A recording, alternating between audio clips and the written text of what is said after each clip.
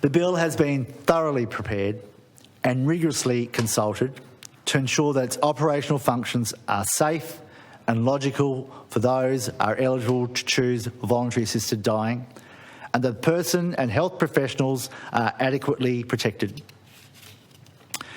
The End of Life Choices Bill 2020 provides terminally ill Tasmanians who are suffering intolerably with a humane, safeguarded and compassionate framework which supports their right to access voluntary assisted dying.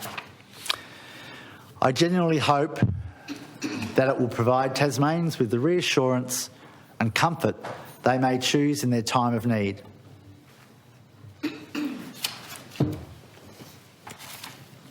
I ask you to indulge me just for a few moments.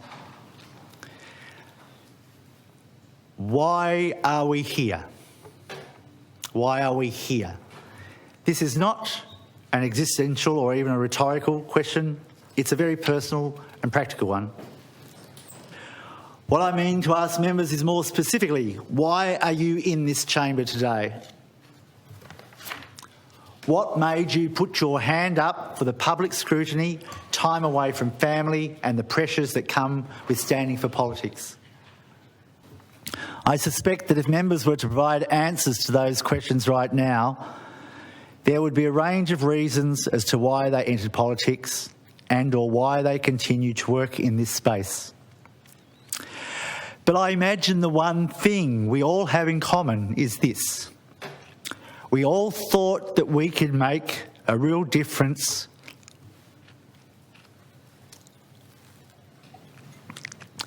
for those in our communities and wanted to help by being their voice in this parliament.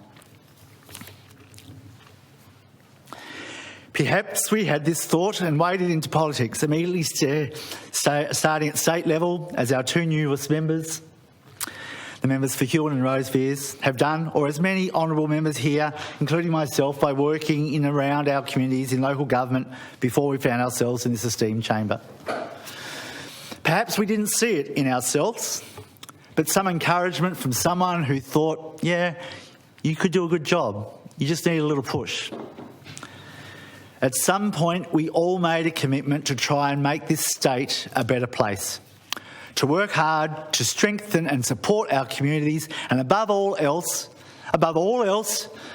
to do our best for those who choose us to advocate for them. It's fairly simple if you think about it. Every time a piece of legislation comes to us, we consider the impact on our communities, both immediate and long term, and we vote accordingly. That is why we are here. That is why we choose to be here. Honourable members, I know we disagree on many things in this chamber and sometimes outside,